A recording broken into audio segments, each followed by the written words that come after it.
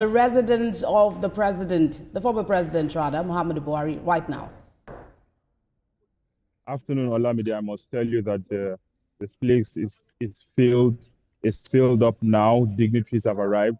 We have seen former governors, we have seen former ministers, we have seen executives who worked under the former president arrive here. We saw Rotimi Amechi, who came in. We saw Boss Mustafa, who was the SGF. He also came in. We saw former governors, Yaya Bello.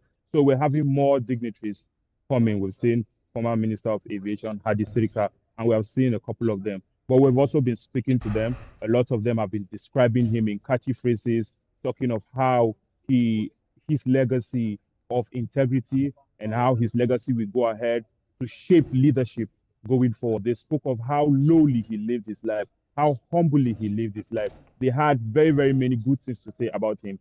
And we also witnessed his family members, his immediate family members, come into his house where he will be buried. We saw his daughter, Fatima Buhari, who came in. She actually came in with a couple of her friends, and she was in a mourning mood, clad in black. A couple of the women are clad in black. They're sitting there reciting the Quran, praying for the repose of his soul. And everyone here has something good to say about him. All right, Lupe. Okay, Lupe, you were talking about some happenings in Daura that we understand that the First Lady is also arriving now, ahead of the arrival of the body and of the President to witness that momentous occasion. Talk to us more about, some of the catchy phrases, as you mentioned, that, Muhammadu Buhari has been described with. Well, Garba Shehu said the former president was someone who, according to him, he was the last president who would be that close to the masses.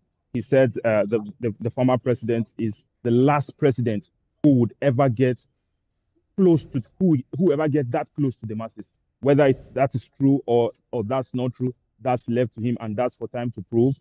But we also met Boss Mustafa, and we asked him, what do you have to say about this statement by Garba Shehu? And he said, indeed, he actually confirmed that indeed that statement is true, and that will only be proven by the number of people who would attend his burial. He told us that we should just watch out and see that thousands of people would come to pay their last respects and watch the former president buried. And he said that is indicative of the fact that he was actually very, very close to the people.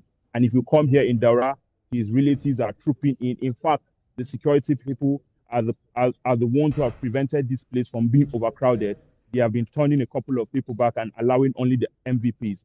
So it is it's only the VIP. So it is very, very clear that he was close to the people, especially here in Daura. A lot of them have been talking about the projects he executed here in Daura.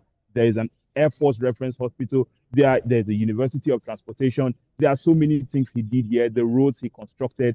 And they are looking at all of these things and saying, indeed, this was somebody who actually felt very, very close to his hometown, and indeed all of Nigeria. So they're saying he will be missed.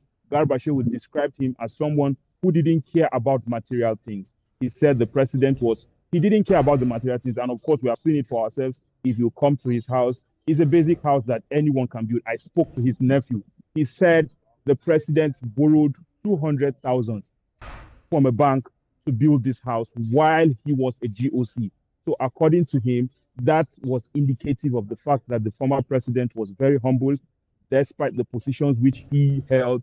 They didn't have an influence to the life he lived. He chose to be humble. And if you look at his house, it's actually a very humble house. If you pan around, you will see a couple of people.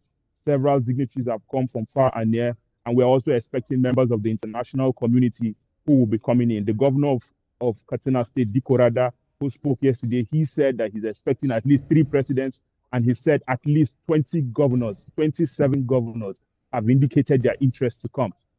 And right here, we have seen former governors. Former governor of Ogun State, Ibikule Amosun, is on ground.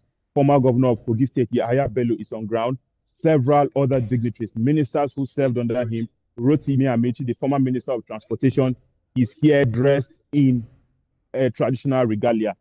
So he's here dressed in traditional regalia. Of course, he's the Dang Aman and Daura, so he came clad in traditional attire. So a lot of people are here, and that's just indicative of how much of a people's person the former president was.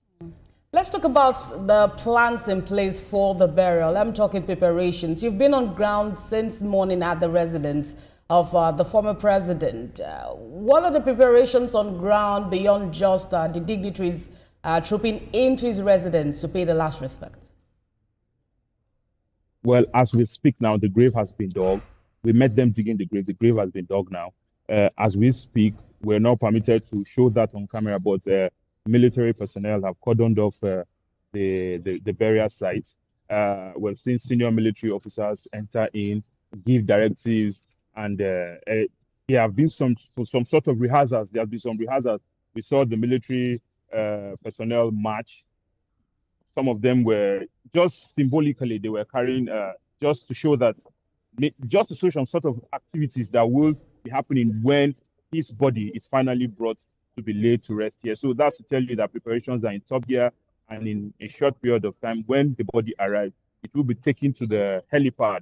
That's the prayer ground where prayers will be conducted, and shortly after, he will be brought right here into his house in Daura, where his body will be laid to rest. So we're looking out. We've seen women come. They're praying for the repose of his soul. The place is busy. Everybody is moody. They are all talking about how impactful the president was to them. We've spoken to his family members. His daughter couldn't speak to us. She was full of emotions, crying and being consoled. So that's to tell you the mood here. But preparations are in top gear.